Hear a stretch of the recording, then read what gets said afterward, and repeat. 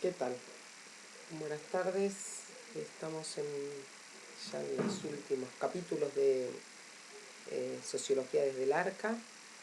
El día de hoy vamos a trabajar con Michel Foucault. Como ya estamos llegando al final y ya siento que tengo como más confianza con ustedes, la verdad que estuve dudando bastante si hacer este video. Estuve primero dudando bastante sobre incluir a Foucault este año en sociología. Eh, otros, otros años he intentado darlo tratando de separar cuestiones que tienen que ver con determinadas acciones que él realizó en defensa de un amigo acusado de pedofilia y en defensa de lo que es la pedofilia, defendiéndola desde su posicionamiento teórico. A partir del año pasado, por cuestiones personales, en esto que siempre les comento, esta articulación entre biografía e historia o entre lo macro y lo micro, desde el año pasado se me hace más difícil poder separar las cuestiones personales propias del autor, su posicionamiento político y su defensa de estas cuestiones de su producción teórica. Soy una persona que ha utilizado como marco teórico algunas, si ustedes se fijan, en algunas publicaciones que he realizado, he utilizado digamos, los conceptos de biopolítica más tomados desde el lado de un autor que espero que podamos ver en Problemas Sociales Latinoamericanos, que es Aníbal Quijano, que utiliza el marco teórico Foucaultiano para el desarrollo de lo que es una sociología decolonial. Pero bueno, quería poner, porque no sé cómo va a salir esto, así que por este atravesamiento personal mío, así que quería ponerlos en autos antes de desarrollar un autor que desde lo que es la lectura y si pudiera hacer abstracción de toda esta cuestión, seguiría fascinándome, aunque seguiría siendo crítica, en eso coincido con la crítica que hace Marshall Berman de Foucault, que después se las voy a comentar, que porque desde la sociología, o justamente como socióloga, para mí es imposible pensar en una sociedad sin la producción de un tipo de marco de referencia, de un tipo de forma de socialización en términos hegelianos, de un tipo de producción de lo social que imprima su marca sobre los miembros de esa sociedad. Para mí es imposible pensar una sociedad sin lo social inserto encarnado en cada uno de nosotros. Entonces, digamos, más allá de lo descriptivo que pueda ser esas relaciones de poder, digamos, la posibilidad de existencia de algo por fuera de eso que describe Foucault me parece impensable desde el punto de vista de los a priori sociológicos, que les dije en las primeras clases que los sociólogos pensamos que existe algo así, algo entre comillas, que llamamos, que recortamos, que construimos como lo social, como sociedad, como espacio social,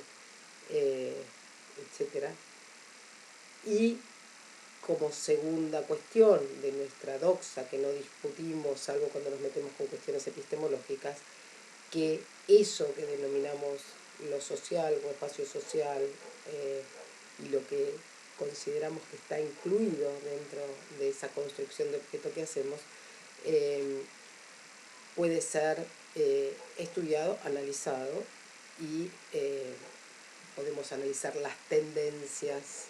o determinadas regularidades dentro de eso que llamamos lo social. Entonces, digamos, bueno, estoy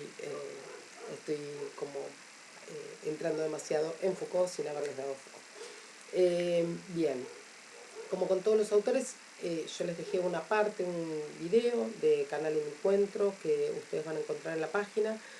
que les presenta la parte de contexto y la parte, bastante bien y bastante resumido, la parte de contexto y la parte de biografía de Foucault, que nace en Poitiers, en Francia, que es una ciudad que queda casi como Mar del Plata de Buenos Aires. Bueno, así queda Poitiers casi ahí, está cerquita de París. Es el hijo del medio, de 3 hijos que tiene la familia, una familia de generaciones de médicos, el padre cirujano, muy atravesado por las cuestiones digamos, del modelo médico hegemónico que también va a describir en La vida de los hombres infames. Capaz que es que fue su forma de matar al padre en términos freudianos.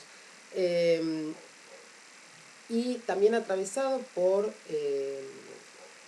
cuestiones que él mismo describe como de crisis personales, muy dramáticas, que se le desarrollan durante toda la secundaria, que sufre durante toda la secundaria por su condición de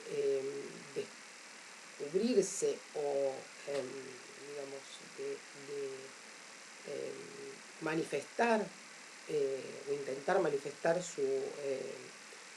homosexualidad en una época en que hablar de homosexualidad y más, digamos,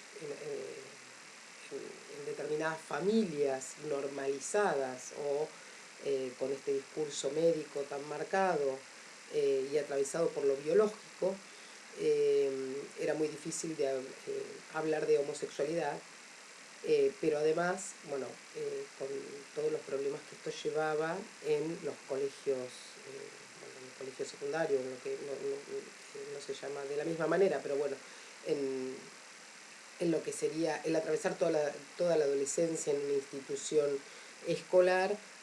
tratando de lidiar con esto. Estas sucesivas crisis derivadas de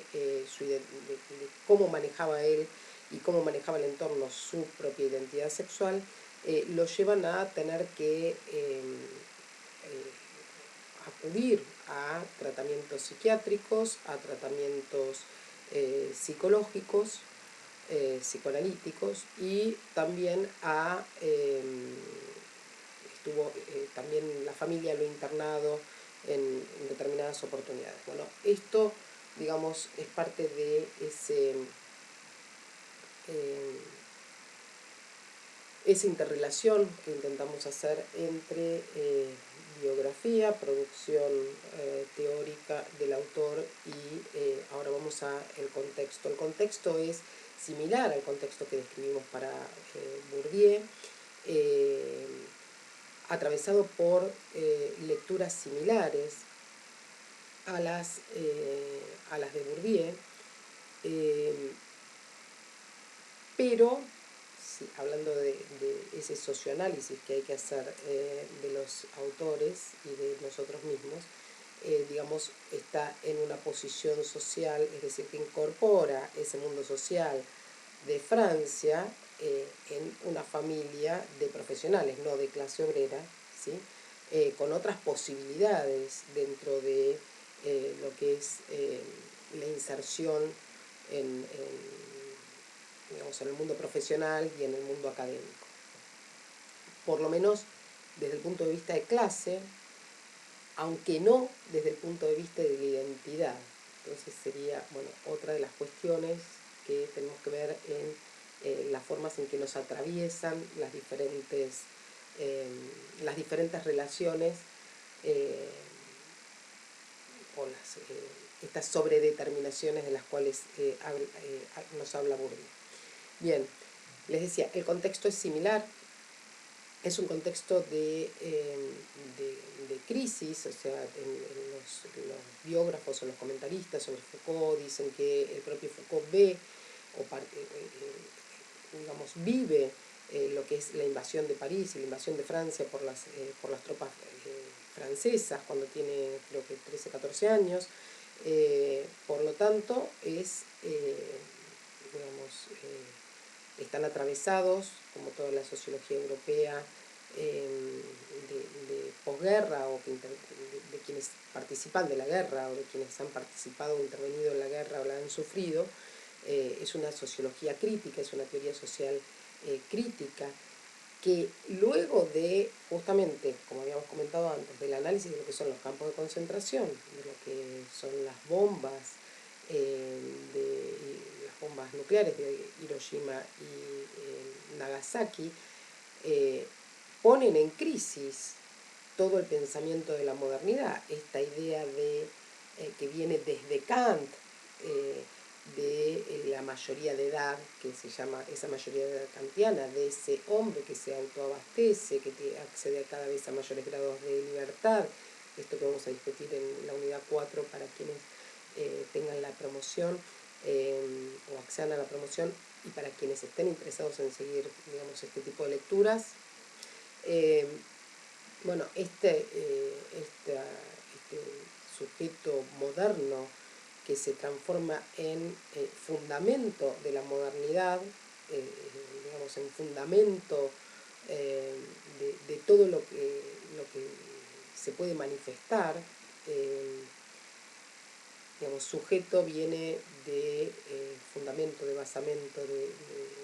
fundamento de lo que se manifiesta, de lo que se eyecta, de lo que aparece, ¿sí? Previo al sujeto de la modernidad, ese fundamento era el fundamento de Dios, que como nos dicen los filósofos, ya había matado Nietzsche en el siglo anterior, en 1880, 1890, ya lo había matado Nietzsche, digamos, desde la filosofía, pero que ya había desaparecido de su centralidad en la modernidad, y en la modernidad el hombre es el que está reclamando ese derecho de criatura que vimos en las primeras unidades, y por lo tanto esa idea que nos plantea bien Kant de que ese hombre, ese sujeto de conocimiento que venía anterior de un Descartes del ese cogito ergo sum, es decir, yo soy, ¿no? O sea, pienso y por lo tanto existo y reafirmo mi identidad y mi existencia, o sea, esa ontología del ser, que es lo que tan bien nos describe Foucault en parte de sus obras. Bien, digo, vuelvo porque me fui. Me faltan ustedes para que me traigan. Siempre cuando estoy en el teórico les digo, cuando yo me voy yendo, ustedes me tienen que traer, me hacen alguna seña para decirme, así, estamos medio despistados o medio perdidos, o vuelva un poquito para atrás. Bien, entonces vuelvo un poquito para atrás. Digo, entra en crisis ese sujeto de la modernidad, entra en crisis la idea propia de la modernidad, esto que vimos ya con otros autores, que yo les comenté con Miliband, que les comenté con Bourdieu, y que, digamos, como en nombre de una mayor racionalidad, de una mayor intervención en el mundo, como en nombre de este hombre que es el dueño del mundo, el que puede manejar la naturaleza, el que puede lograr mayores grados de libertad, se producen estas dos guerras y se produce la aniquilación de más, digamos, dramática de lo que es en toda la modernidad, de cantidad de hombres, mujeres, niños, cómo se puede producir la aberración de los campos de concentración en nombre de este sujeto que se suponía que iba a liberar esa condición humana. Entonces, bueno, todo este grupo de pensadores que empiezan a producir justamente en la posguerra. Foucault comienza a escribir sus primeros trabajos son su tesis de licenciatura, se recibe de psicólogo creo que en el 48 más o menos. Estudia psicología, hace estudios de filosofía después. Se lo conoce más como por su producción filosófica, con las características que tiene un filósofo contemporáneo, que es la de tomar elementos, la de ocuparse de las preguntas de la filosofía, pero tomar elementos que también están por fuera de lo propiamente clásico de la filosofía, es decir, tomar elementos de la literatura, tomar elementos de las artes, tomar elementos de la historia. Si algo podemos ver en Foucault es que es un minucioso historiador que entiende la historia de manera diferente a como la entienden los historiadores clásicos, pero justamente por ese trabajo minucioso que hace de tomar documentos, de tomar expedientes, de ese microanálisis, de ocuparse de cosas que aparecen en los márgenes de las preocupaciones de la gran filosofía, que aparecen en los márgenes de la preocupación de las ciencias sociales. Y acá entonces empezamos nuestra primera acotación, nuestro primer paréntesis o nuestro primer corchete, o como les guste. Y esto es algo que es opinión Silvana Lago, que ha comentado con filósofos como Tomás Abraham y con Esteban Berlich, pero esto es mi opinión, que cada vez la tengo más fundada, en algún momento me voy a sentar a escribirla. Foucault lo que hace es nada más y nada menos que sociología formal simeliana. Esa articulación entre lo que encontramos y que él llama anátomo político, que es esa descripción minuciosa de los dispositivos de los individuos, pasando por ubicados, localizados en diferentes dispositivos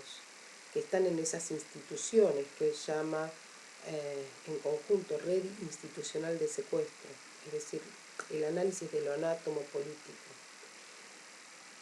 Y por otro lado, el análisis de la biopolítica, es decir, la población como blanco del poder, como blanco de los dispositivos de poder que se ven en las políticas de nupcialidad, de natalidad, en lo que son las políticas sociales, ¿sí? Se ve la intervención de justamente la biopolítica, junto con la articulación entre estos dos aspectos, que es lo que él llama las tecnologías del yo, es decir, cómo a través de esos dispositivos y cómo a través de los discursos de ese poder nos vamos conformando como sujetos, ¿sí? Por eso algunos dicen, alguien que solo se ocupó de hablar del sujeto fue el que más lo fue desarmando a ese sujeto de la modernidad. Sujetos en el sentido, dice Foucault, de estar sujetados, ¿sí? de estar atados en esa urdimbre. Bueno, eso que Foucault describe con otras palabras, cuando él analiza las formas de disciplinamiento social, que son formas que están disponibles, que nacen, y eso ustedes lo tienen en La verdad y las formas jurídicas, que nacen de controles populares y que se van desplazando y se van estatizando sufriendo diferentes desplazamientos, diferentes colonizaciones, hasta que son estatalizadas, es decir, hasta que forman parte de ese diagrama de poder que está concentrado, cuya trama en algunos lugares es mucho más tupida que en otros. Bueno, ese análisis de las formas de disciplinamiento social no es que aparece en La verdad y las formas jurídicas, no es otra cosa que tomar la metodología y la perspectiva, la mirada simeliana de hacer sociología y hacer sociología formal simeliana. Está analizando las formas. Y tanto es así que está analizando las formas que cuando veamos en microfísica del poder, más adelante, ahora retomo, cuando analicemos microfísica del poder y veamos que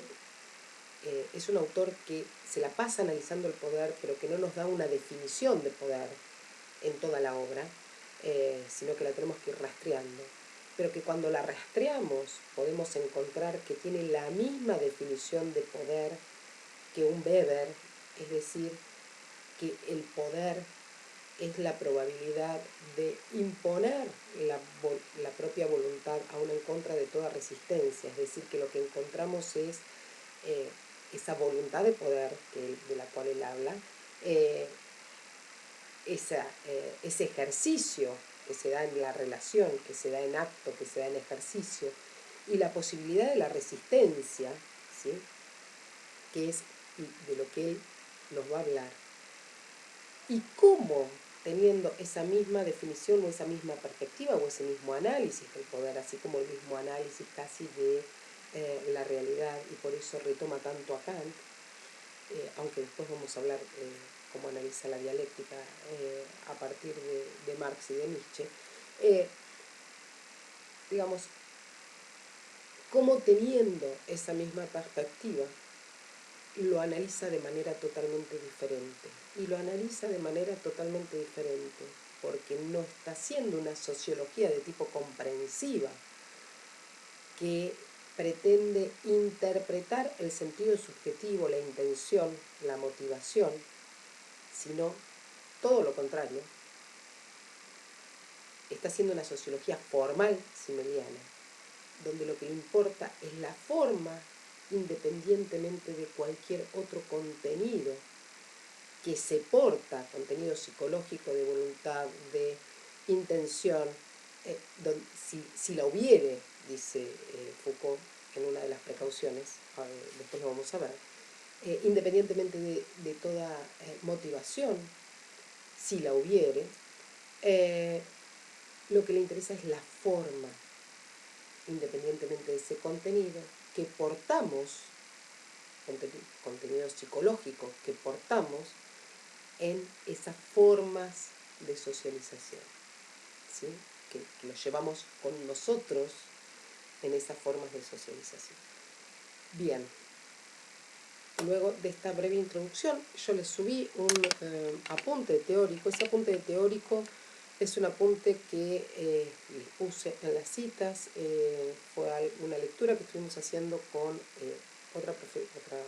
profesora, otra socióloga con la cual trabajamos, que es Mónica Ruiz, sobre un texto de Susana Murillo, que nos permitió, estoy hablando hace no sé cuánto,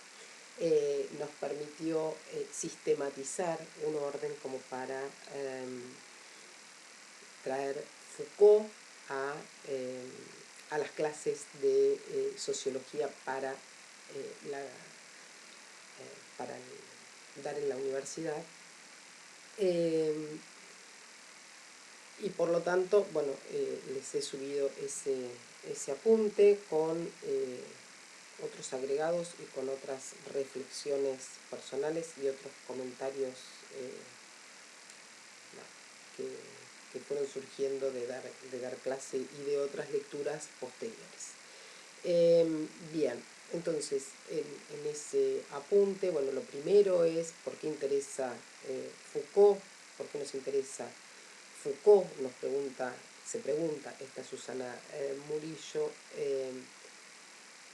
¿Por qué nos interesa Foucault desde la perspectiva de las ciencias sociales? Y la respuesta es justamente esta posibilidad de, como otros autores, de superar estas tensiones entre lo macro y lo micro, el objetivismo y el subjetivismo, de diferentes perspectivas, de el retomar a los clásicos, reelaborarlos justamente para poder superar estas tensiones y para presentarnos una perspectiva que permite articular estas diferentes visiones justamente desde la consideración de lo que él llama eso anátomo político, los individuos, pasando por estos dispositivos en series localizados, ¿sí? En lo que él llama la red institucional de secuestro, el análisis de la biopolítica, como, como la población en general, como blanco del poder, y en la intersección entre esto anátomo político y la biopolítica, las tecnologías del yo, que es cómo nos construimos como sujetos atravesados por todas estas relaciones, por este haz de relaciones donde somos nada más que un punto axial dentro de ese haz de relaciones. Bien, algunas de las consideraciones que tenemos que tener cuando analizamos Foucault, y por eso de esto nos previene Susana Murillo, es que además de estos intereses, en segundo lugar lo que nos interesa es esa perspectiva meticulosa de Foucault, que es esa arqueología, digamos, toda la primera etapa de su pensamiento hasta los 70 más o menos, se dedica a hacer esto que llama un trabajo arqueológico, esta arqueología del saber, donde analiza las epistemes, los discursos de determinadas, de las diferentes épocas, fundamentalmente asociados a lo que es la medicalización, a lo que es el tratamiento del enfermo mental, el tratamiento del enfermo, bueno, que lo vamos a encontrar en textos como Historia de la locura, como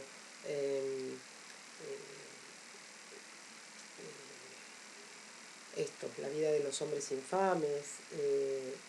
y digamos que tiene como un cierre en Vigilar y Castigar, si no me equivoco si no me equivoco con el orden de de presentación de los temas. Entonces, ¿a qué se refiere con esta arqueología, de la cual también nos habla en Microfísica del Poder? Bueno, la arqueología es justamente el trabajo que realiza de análisis, ¿sí?, de esos documentos como monumentos, el trabajo que hace un arqueólogo que va analizando las capas, va sacando estratos, va sacando capas, justamente para ver cada uno de esos documentos y qué es lo que irrumpe, qué es lo que él logra identificar, que irrumpe en cada momento histórico como un acontecimiento, como algo que hace que cambie totalmente el haz de relaciones en la historia. Y como eso queda plasmado en determinados discursos, en determinados epistemes, en determinadas formas de ver el mundo, de analizar el mundo. Es decir, digamos, cada episteme con su propia lógica, como si fuera un juego, como si fuera, no sé si está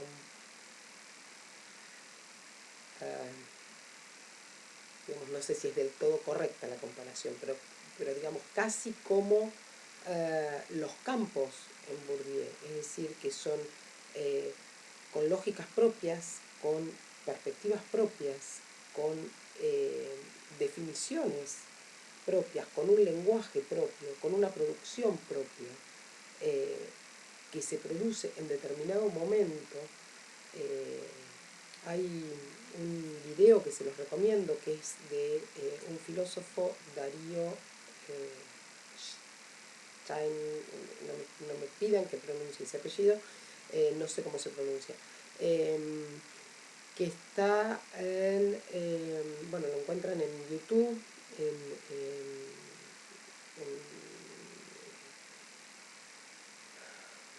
se llama algo así como Facultad Libre, Rizoma Facultad Libre o algo así, y encuentran, hay un video que explica más detallado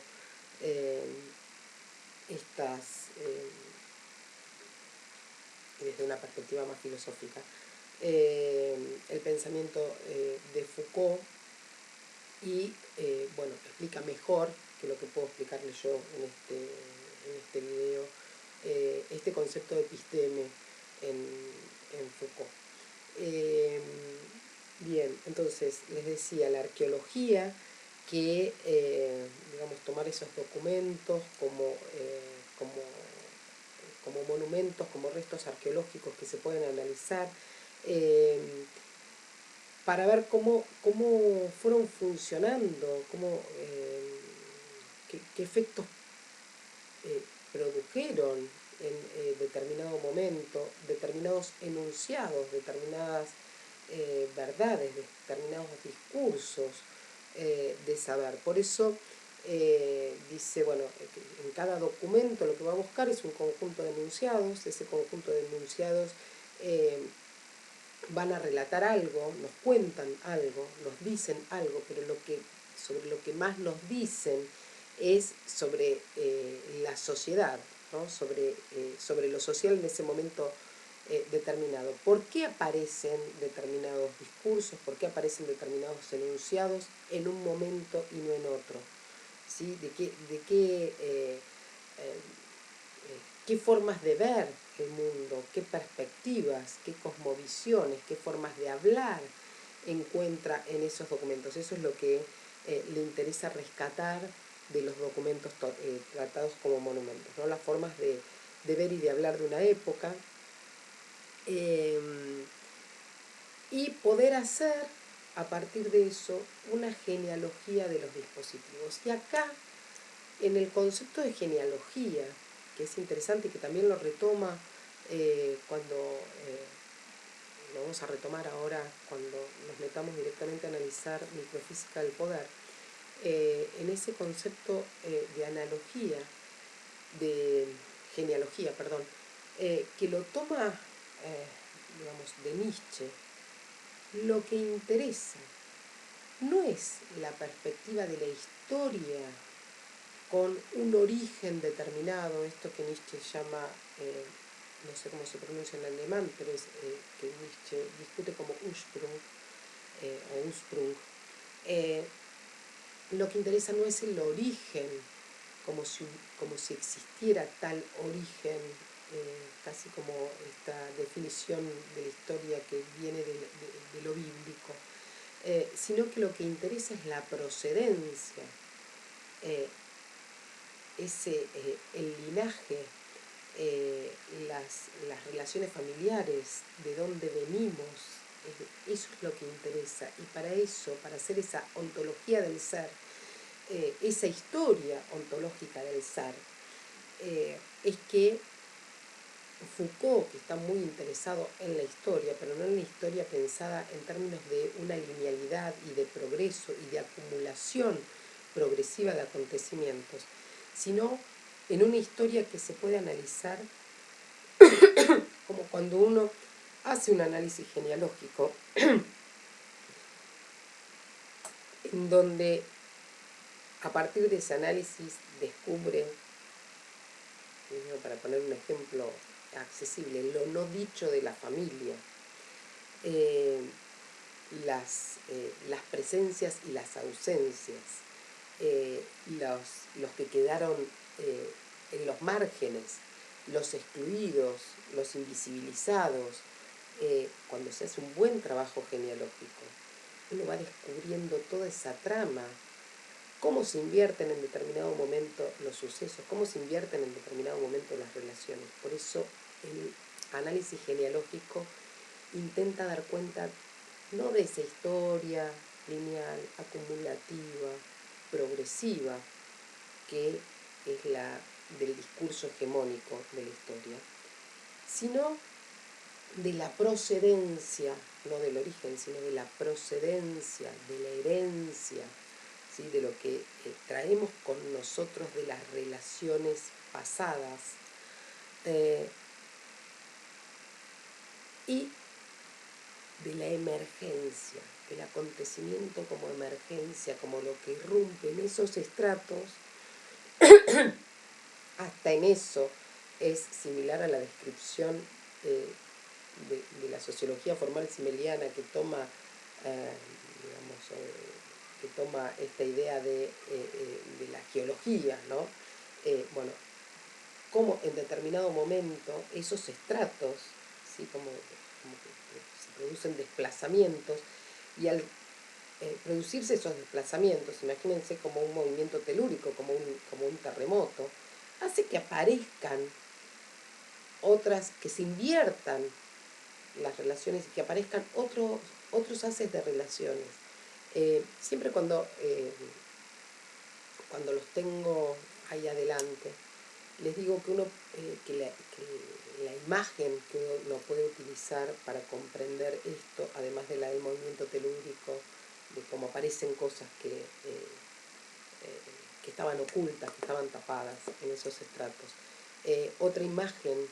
para comprender ese haz de relaciones, porque Foucault nos dice, en determinado momento, esa historia, por más que se conserve algo, al cambiar el lugar, la posición que tiene en la relación, ya no es lo mismo. Y la imagen que me sirve para explicarles esto, aunque muchos no conocen, pero yo les recomiendo que lo busquen porque era algo maravilloso de ver, es la del caleidoscopio, ¿no? Esta idea del caleidoscopio, que es un aparatito que todavía se puede encontrar en las ferias artesanales, en las ferias hippies, que cuando yo era chica, allá lejos y hace tiempo, nos fascinaba. En esos momentos eran de metal y ahora son de cartón, pero digamos, la idea es esta: es un tubito por el cual uno puede mirar hacia la luz, ¿sí? Y de un lado que enfoca la luz, hay dos cristales, dos vidrios o dos placas que tienen como cristalitos o piedritas de colores, y entonces al uno girar se van formando formas diferentes, casi como fractales. Esperen que un segundo, que me están tocando la puerta. Ya voy.